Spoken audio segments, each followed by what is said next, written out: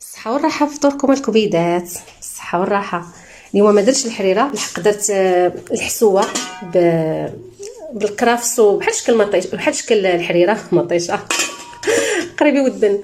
هنا الدجاج كيف جاب ديك التتبيله البنات ديال الروزمارينو مع الزعتر وسكينجبير عرق وشويه ديال التحميره شويه ديال السودانيه وسيترونه وحده كامله عصرتها والملحه خلاص صافي.